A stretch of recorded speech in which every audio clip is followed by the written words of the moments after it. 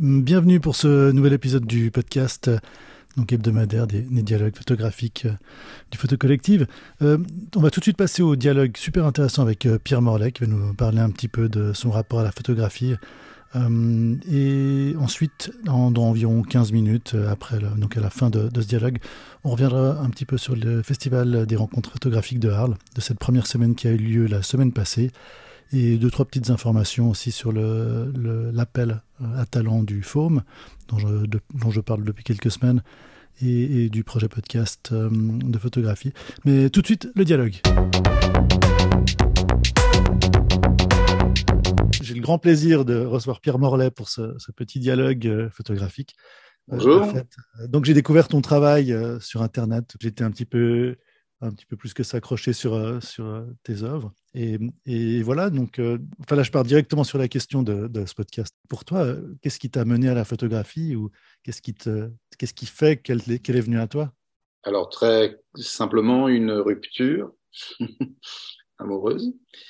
Il y a longtemps maintenant, très longtemps, 15 ans. J'avais fait un peu de photographie quand j'étais vraiment môme, parce que ma grand-mère et mon père avaient des appareils de très haut niveau, enfin des choses formidables.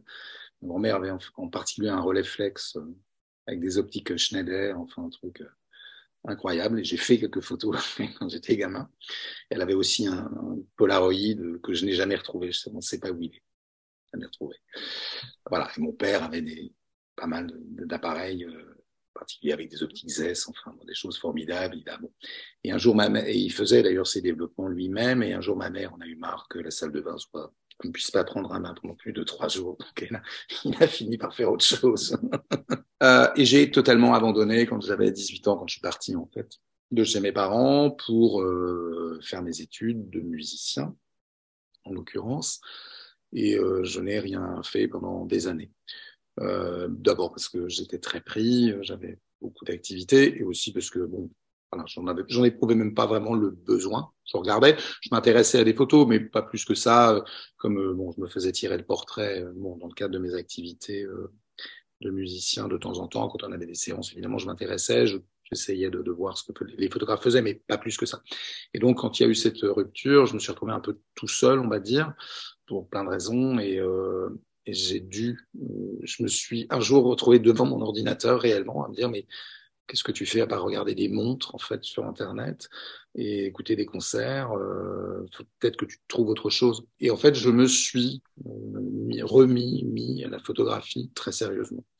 Alors via Leica, ça c'est assez important en fait, pour plusieurs raisons. La première, c'est que c'est pas qu'il y a une démarche qualitative, mais une démarche de rencontre. J'en parle parce que, par exemple, ici à Paris, en tout cas, où j'ai acheté les appareils, le store, enfin le magasin ou les magasins, mais le magasin en particulier, celui dans lequel je vais, même s'il a beaucoup bougé, recèle de gens avec qui je suis rentré en contact, y compris lorsqu'ils ont totalement changé de métier. Il y a un monsieur, par exemple, il y en a plusieurs qui sont partis même de chez Leica, mais je suis resté en contact avec eux. Sont même devenus en fait des amis. Voilà. Et ça, c'est une dimension importante. Je ne sais pas, alors je ne peux pas dire pour d'autres marques que je fréquente pas du tout, mais ce que je vois, c'est qu'en fait, il y a une espèce de... Comme il y a moins de clients, probablement, alors certains sont des gens qui viennent juste pour le nom, d'autres vraiment s'intéressent en fait à l'histoire aussi de la marque, et donc à l'histoire de la photographie d'une manière ou d'une autre, à ce qu'elle signifie. Voilà. Alors, après, moi, je suis resté avec eux, j'aurais pu changer là récemment, je ne l'ai pas fait. Je reste fidèle aussi parce que j'ai beaucoup déjà de matériel, donc en fait, les boîtiers en plus sont pas le plus important pour moi, les optiques sont beaucoup plus importantes, et évidemment, j'en ai acheté quelques-unes, et donc je reste avec, et donc j'ai pas de raison de changer. Et par ailleurs, je trouve leur modèle, y compris récent, absolument remarquable. Ouais, c'est intéressant parce que il y a effectivement, quand on pense à l'histoire, là tu parles des outils aussi de tu as parlé avant de l'appareil photo de tes parents. La filiation qu'on peut avoir à l'outil qu'on utilise, je pense qu'en tant que musicien aussi, l'instrument qu'on utilise a une certaine importance Alors, comme prolongement de soi. oui, il y a cet aspect-là. pensais pas forcément, mais évidemment, oui, sûrement inconsciemment au moins. Après, je pense aussi qu'il y a une démarche de qualité, on va dire, en tout cas et beaucoup plus en fait de filiation avec l'histoire. Dans mon cas, je suis musicien classique, je m'intéresse beaucoup à la musique d'aujourd'hui, c'est-à-dire je commande des pièces. Je suis très proche de nombreux compositeurs, enfin les plus grands qui existent dans le monde. Voilà, je les connais, on va dire. Grâce à mon métier, j'ai cette chance-là. Et donc probablement cette idée de l'histoire, en fait, de l'histoire passée, mais de l'histoire aussi qui s'invente aujourd'hui. J'y suis très sensible. Et évidemment, une marque comme Leica, qui est très ancienne, qui a beaucoup marqué l'histoire de la photographie, bon, les grands photographes qui ont travaillé avec, bon, fait que j'y retrouve aussi quelque chose. Effectivement, Leica qui a inventé une nouvelle façon de faire la photographie avec le 35 mm qui est de leur invention. Il y a un esprit qui reste et qui est maintenu, et ça je tiens à le dire, en fait, par les personnes qui travaillent. Emmanuel Froideval, ici à Paris, bon, Anthony du temps où il y était, ou d'autres, Alessandro, tout ça, c'est vraiment des gens qui ont fait beaucoup, vraiment beaucoup, et qui, moi, m'ont aidé, par exemple, à changer, y compris ma pratique photographique. Parce qu'en fait, là, je reviens un petit peu sur ta photographie. Ce que j'ai trouvé intéressant, on en a un petit peu parlé avant le début du dialogue, c'est difficile de dire, pour moi en tout cas, des fois c'est très évident, mais en général, la technique sous-jacente, c'est dur de dire si c'est du numérique, si c'est du film, c'est la construction de l'image. Il y a pas mal tu travailles pas mal avec des vitesses lentes aussi, tu n'hésites pas à créer des poésies avec la matière. Pour toi, justement, tu parles de cette redécouverte de la photographie à un moment de ta vie où c'était un moyen quelque part de sortir. Est-ce que tu penses qu'elle a changé, le cours de ton quotidien ou de ta vie en général? Oui, beaucoup plus que ce que j'imagine. Je pense que j'y ai trouvé dans la pratique photographique et dans ce qu'elle représente, dans ce qu'elle est. Moi, je suis donc musicien, je joue avec des partitions, je joue avec de la musique écrite. Je ne l'ai pas inventée. Je peux éventuellement l'avoir commandée, enfin l'avoir suscité, pas tout seul, mais bon, avec le groupe auquel j'appartiens. Et je crois que il y a quelque chose qui, à la fois, est passionnant d'être sur scène et de reproduire, d'essayer de comprendre ce que quelqu'un a écrit.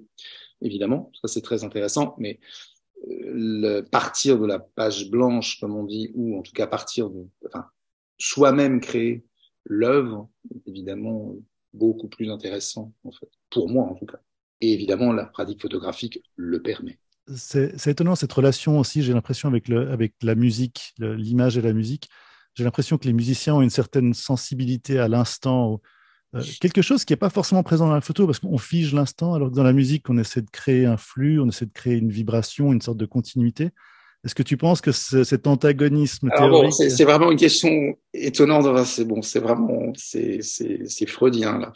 Bon, je peux le dire. En fait, je vais quitter mes activités de musicien pur là dans quelques semaines. J'ai décidé d'arrêter ce que je faisais depuis 30 ans. Donc c'est effectivement une très grande décision pour faire d'autres choses, parce que j'ai envie de faire d'autres choses, dont l'une est probablement de monter une boîte, une start-up autour de la relation entre l'image et la musique. Voilà. Grâce à l'intelligence artificielle, probablement. Donc là, vraiment, on est en plein plouf, en plein dans le sujet. Bon, c'est comme ça. Je pense que c'est pas un hasard. Évidemment, je m'intéresse aux deux toujours. Je m'intéresse toujours beaucoup à la musique. Et j'ai envie toujours d'être proche de ce milieu, peut-être même de récupérer un festival, quelque chose, ici à Paris ou ailleurs, mais on verra. Et peut-être de diriger une institution autour de ça, mais évidemment, l'image, le contenu. Alors d'ailleurs, l'image fixe comme l'image vidéo, etc., j'en fais pas vraiment, un tout petit peu pour ma gamine et vraiment très peu. Je vais probablement m'y mettre un peu plus prochainement. Et c'est indéniable aussi que ça raconte quelque chose. C'est une chose qui permet de raconter quelque chose. L'image fixe, comme le reste. Et l'association des deux avec la musique, évidemment, chose essentielle pour moi, bien sûr. Le photographe que je recherchais à l'époque sur Internet, il m'a fait découvrir ton travail, c'était donc Hiroshi Sugimoto. Et il y a du mouvement, on a l'impression qu'il y a une cadence, qu'il y a un battement, et c'est ça que je trouve assez étonnant. Et là, je suis moins étonné maintenant. C'est l'idée vraiment de la vibration, en fait. Moi, c'est ça qui m'intéresse. Alors, c'est pour ça qu'il y a parfois des vitesses lentes, c'est pour ça qu'il y a des bougées, enfin des choses, vraiment des défilements.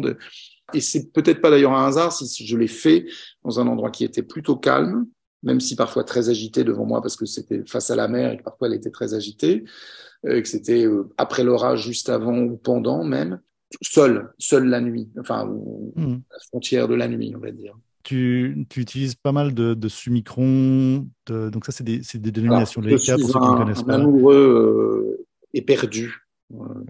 de l'Apo 50. Voilà, le Mhm. Sumico Apo 50, oui, je n'étais pas forcément destiné à ça. Je n'avais pas de 50 chez moi. Je suis passé au Leica Store un jour, bon, voilà, faire nettoyer un capteur avant de partir à Hong Kong le soir même. Et avant de partir, je leur ai dit, il faudra un jour que vous me montriez les 50 que vous avez. Le type m'a dit, reste 1 minute et je te montre.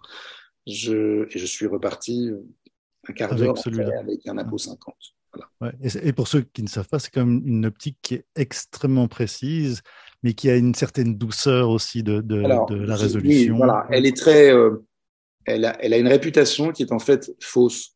Mhm. Oui, bien, enfin, qui est juste et en même temps complètement fausse. Elle est juste parce qu'effectivement, c'est une optique qui permet, on le voit avec les photos par exemple de Patrick Bory Duclos, de gens comme ça, bon, voilà, elle permet une netteté absolue, totale, Mhm. complète, si on ferme un peu, et pas complètement, même d'ailleurs à 16, on n'est pas obligé de fermer complètement. Et ça, Mhm. c'est vraiment assez merveilleux. Après, c'est aussi une optique qui a beaucoup de douceur, en fait. Simplement, son bokeh est très différent et ne permet pas, en fait, de dégager pour un portrait ou pour n'importe quoi, autant que nous pouvons l'avoir sur d'autres optiques, bon, le Sumilux Ouais, non, parce voilà. enfin, à nouveau, pour ceux qui ne savent pas, il a 2.0 Oui, il est à d'ouverture. 2, mais en fait, il n'y a pas besoin. Enfin, Mhm. Mais je il crois a que un ton très travail le joli montre bien, en contraste. fait. Ouais. Dans ton travail, on trouve la poésie de ce genre d'outil, de cette optique. Pas tout le monde utilise cette optique pour ce genre de photographie, et c'est là où ça devient assez intéressant en termes de matière, de vibration, de texture. Est-ce qu'aujourd'hui, alors tu as parlé que tu as un projet qui arrivait, alors peut-être tu ne devrais pas parler de ça, mais sinon, est-ce que tu as découvert récemment d'autres choses en photographie qui t'ont plu, ou est-ce que tu as d'autres projets dont tu voudrais parler? Alors, j'ai d'autres projets. Il y a clairement un projet qui est là à côté, qui est de faire tous les fonds moi-même pour les portraits, Hmm. de les peindre moi-même. Voilà, j'ai D'accord. pu t'acheter, mais il faut juste que je le fasse. Ça va prendre du Hmm. temps. Les couches de gesso vont commencer sur les vieux draps. Donc ça, je veux le faire. Alors, c'est dû à plusieurs choses. D'abord, je voudrais faire du portrait de manière professionnelle, vraiment sérieuse, vraiment, enfin, carrément professionnellement. Bon, alors, je suis très amoureux, évidemment, de ce que fait Roversi. Bon, ça, je ne peux pas le cacher. C'est très difficile de passer à côté. Pas seulement. Et très récemment, puisque bon, il se trouve qu'avec mon épouse, on a une maison à côté de Deauville, il y avait cette grande exposition aux franciscaines qui s'appelle, enfin, c'est un lieu de culture, voilà, on peut faire à la fois des concerts, des expositions, etc. Il y a une bibliothèque, enfin bon, voilà, et des ateliers pour les enfants, ce qui est parfait pour ma fille de 4 ans et demi. Et donc en fait, ce qui se passe, c'est que donc il y avait récemment une exposition absolument incroyable de Irving Penn. Je crois que le maire de Deauville, en fait, Philippe Augier, est un grand amoureux de la photographie. C'est pour ça qu'il y a Planche Hmm. Contact, ce grand festival. Et bon, je crois qu'il a réussi, enfin, ils ont réussi, il a dû pousser pour avoir ça. Et ça, c'est une exposition incroyable. J'ai dû y aller 4 fois, 5 fois. Ma Hmm. fille a dû y aller à peu près autant que moi. Je crois que j'y suis allé une seule fois tout seul, sans elle. La qualité des tirages sur platine, etc. Enfin, j'étais subjugué, et aussi la qualité pour le coup aussi des fonds. Et comme j'ai vu un making of, comme on dit, de ça, en fait j'ai vu qu'il y avait rien, c'est juste des toiles, il n'y a pas grand chose, mais il y a une maîtrise de tout, de la lumière. Ouais, c'est un travail en soi, c'est clair, de créatif et Exactement. d'auteur. Mais je voudrais arriver à le faire parce que j'ai des idées là-dessus, poétiques là pour le coup évidemment, pour réaliser ça avec des gens et des habits un peu intéressants. Donc, on verra. À suivre, mais oui, je vais aussi aller vers ça. Je continuerai d'autres choses et je ferai probablement un de ces jours.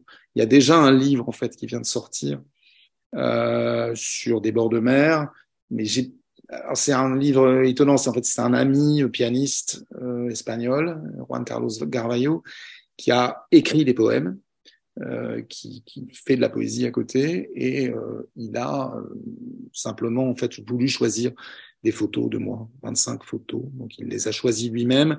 J'ai donc pas du tout participé à ça. Je crois que le résultat est assez formidable parce que je l'ai toujours pas vu. En fait, j'ai juste vu des photos comme ça. J'ai vu ça de très loin. C'est assez luxueux, en fait, parce que généralement, on investit beaucoup d'argent pour faire un livre et on y passe beaucoup de temps. Moi, j'ai rien fait et ça va arriver. Je vais le voir là la semaine prochaine, je crois, parce que je vais en Espagne. Donc, je verrai. Il y a même, je crois, une séance de dédicace prévue. Mais je voudrais faire un autre livre, quelque chose de beaucoup plus personnel. Et d'ailleurs, peut-être sans texte pour le coup, mais avec une autre présentation, avec peut-être des titres pour le coup, parce que je m'intéresse énormément à ça, à l'idée qu'une image, peut-être, les séries sont un peu moins mon intérêt que les images seules. J'en fais quelques-unes maintenant de séries, mais bon. Moi, je me réjouis en tout cas de suivre ton travail. À nouveau, je mettrai toutes les informations dans la description du podcast. Et je te remercie beaucoup pour ce petit moment. Donc, je pousse les auditeurs à Merci à aller toi, voir ton vraiment. travail, te contacter. Merci. Et voilà, à tout bientôt. À bientôt. Merci.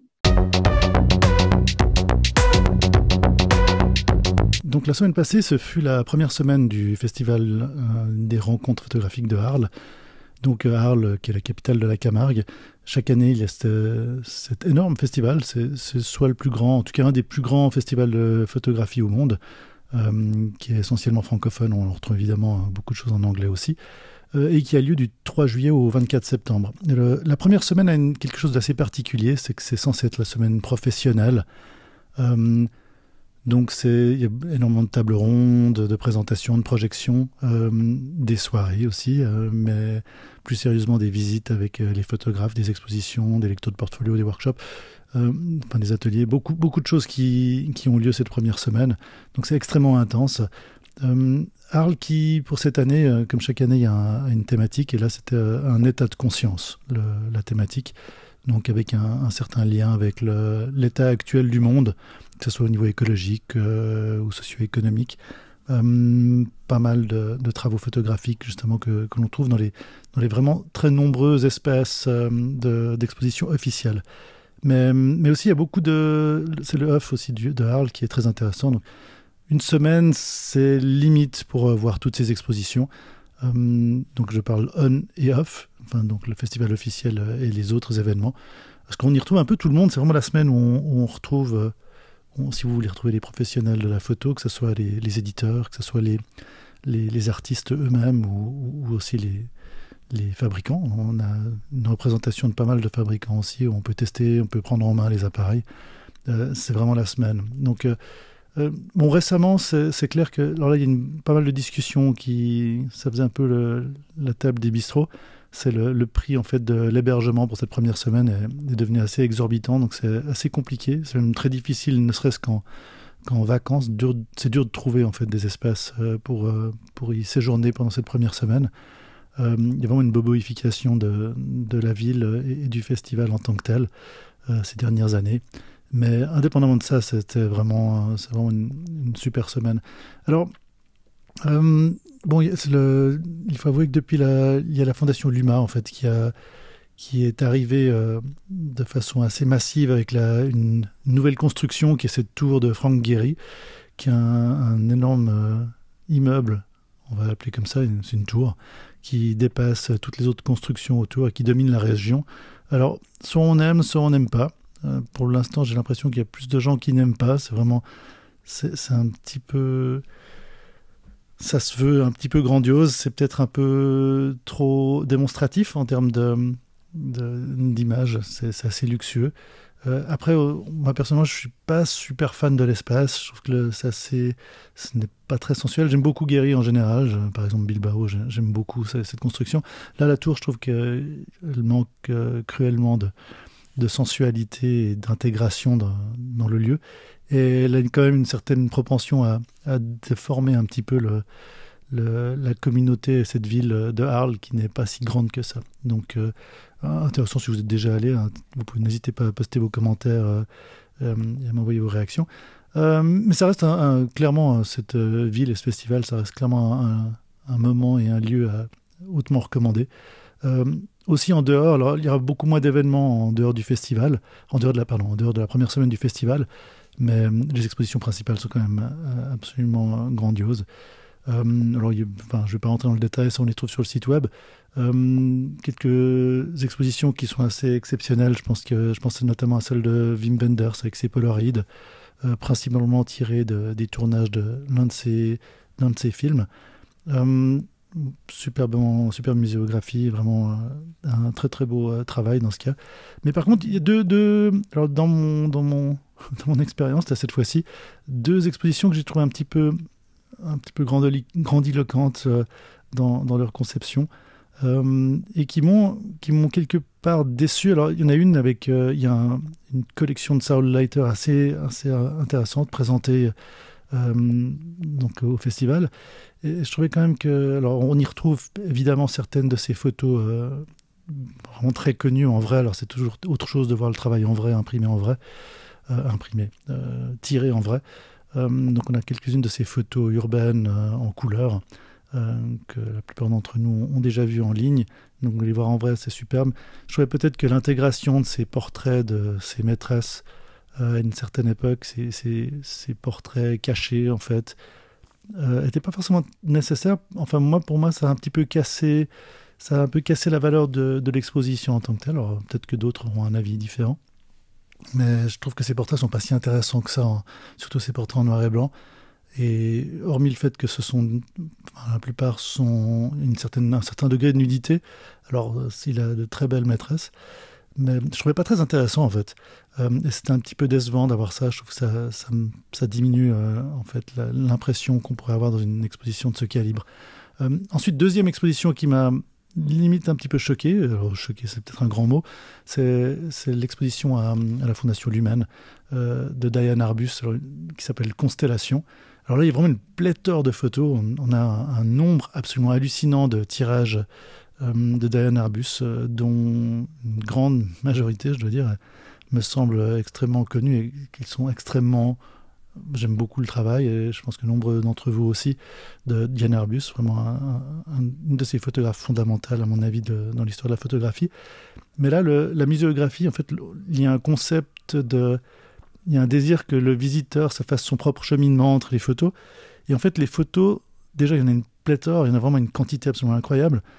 Mais elles sont mises, alors personnellement, je trouve qu'elles sont mises un peu n'importe comment, c'est peut-être volontaire, mais dans une grande salle où en plus déjà qu'il y a énormément d'œuvres, les parois sont en miroir, donc ça augmente encore la sensation de taille. Et les structures sur lesquelles les photos étaient attachées sont en fait des sortes de grilles. On le voit sur le site de la Fondation et qui présente l'expo. Donc on voit à travers, on voit les autres photos loin, derrière. Ça donne vraiment une impression de gigantisme. Et les photos sont parfois très mal exposées. En fait, il y en a qui sont bien trop haut dans leur positionnement pour qu'on puisse les regarder de près ou ne serait-ce que les regarder correctement ou trop bas. Alors ça, on se retrouve accroupi, sinon plus, pour essayer de voir une photo qui nous interpelle. Et non, alors vraiment, j'ai vraiment eu l'impression, là, on a vraiment un travail de muséographie qui diminue clairement alors, le travail de l'artiste. Je suis pas sûr que Diane Arbus aurait voulu avoir ce genre d'exposition. Je pense que là, la muséographie et le désir potentiellement de la fondation qui a acquis ces œuvres, il y a vraiment un désir d'impressionner, de montrer le muscle, leur capacité à avoir de grosses collections. Et j'ai trouvé ça dommage, donc un peu triste à mon goût, parce qu'il y a vraiment des œuvres, des photographies absolument incroyables. Donc voilà, sinon, bon, énormément d'autres expos qui étaient super intéressantes. Ça va vraiment de l'avant-garde à de l'historique, notamment des photos aussi sur le développement écologique et économique. Enfin, des choses absolument incroyables. Donc je vous recommande vraiment à aller voir le festival donc, qui a lieu jusqu'au mois de septembre. Allez voir sur le site. C'est vraiment quelque chose à ne pas rater. Et peut-être l'année prochaine, tenter la première semaine. Sinon, pour parler de l'appel à talent, donc le FOAM, donc Photo Amsterdam, qui est un magazine, qui est un musée, avait fait, alors c'est pour ceux qui suivent depuis quelques semaines, leur appel à talent, en fait, ne mentionne pas à prime abord qu'il y a des limites d'âge. Et ensuite, quand on arrive à l'inscription, donc je l'ai faite parce qu'on m'a parlé de ça et j'y croyais pas vraiment. Ça ne m'intéressait pas tellement en soi de présenter mon travail, mais j'ai été voir et en fait, en fin de proposition, quand vous devez télécharger vos photos, si vous êtes un auteur, le forum vous indique qu'au-delà de 40 ans, vous n'êtes plus dans l'appel à talent, sans autre explication. Donc là, j'ai commencé à avoir une petite interaction par email avec le forum, donc très, très gentil et très positive, mais pas encore d'interview. J'aimerais bien avoir une interview pour une petite discussion comme ça, un peu plus réelle sur les éléments, parce qu'eux me disent juste qu'ils voulaient se centrer sur une certaine démographie. Mais alors, la question n'est pas forcément... Oui, on peut comprendre qu'on ait envie de se centrer sur une certaine démographie, mais c'est pourquoi ? Est-ce que le talent au-delà de 40 ans n'est plus considéré comme suffisamment frais pour participer à un appel à talent ? Enfin bon, donc ça, pas vraiment de nouvelles, j'aurais demandé, mais bon, c'est un petit peu maintenant que la date de fin de proposition se situe, donc ils ont peut-être pas mal de boulot. Et probablement qu'ils étaient aussi... j'ai cru voir deux, trois personnes du FOAM pendant la première semaine de Arles, donc je pense que là, ils vont un petit peu rentrer, profiter un peu du soleil du sud de la France avant de rentrer. Donc, mais ça, je vous tiendrai au courant dans les podcasts qui suivent. Et sinon, bon, ben voilà, il y a le projet podcast, donc c'est un projet un petit peu expérimental que j'ai fait uniquement pour ce podcast, parce qu'on m'a pas mal demandé, en fait, que faire quand on est en manque d'inspiration. Alors, comment est-ce qu'on crée une histoire ? Comment est-ce qu'on la fabrique tant en termes photographiques qu'avec tout ce qui va autour, donc la narration, est-ce qu'on met du texte et autres. Donc là, j'avais commencé pour ce projet podcast que j'appelle Matière, mais que je vais faire en anglais, parce que alors là, je pense que clairement, là, tout de suite, j'avais pas vraiment d'idée à la base, donc j'ai vraiment pas du tout d'inspiration, à part le fait que je trouve amusant de me mettre dans cette situation un peu expérimentale. Je vais le faire qu'en anglais, parce que je me suis assez vite rendu compte qu'une des idées qui me venait, c'était de penser à la matière photographique en elle-même, donc matter en anglais. Et les synonymes me semblaient intéressants parce que le terme en anglais et ses synonymes, en intégrant ces synonymes, devient assez large. Ça peut être aussi, la traduction peut être d'importance, de la matière en elle-même, du pourquoi. Donc beaucoup de choses rentrent en jeu. Pas vraiment avancé. J'ai pas mal réfléchi ces 2 dernières semaines, depuis le dernier update. Et j'ai commencé à lire des haïkus traduits du japonais en français, des haïkus du XVIIe siècle, pour essayer de trouver un petit peu d'inspiration. Est-ce que je vais, comme les haïkus, essayer de créer une suite logique d'images qui se répondent à elles-mêmes ou pas ? Ça me semblait être une des pistes. Puis j'ai aussi essayé de faire quelques photographies qui répondent un peu aux premières photos que j'ai mises dans le projet podcast. Donc voilà. Sinon, pas grand-chose de plus. Donc, n'hésitez pas toujours à me poser des questions, à envoyer des messages, à réagir en fait sur ces podcasts.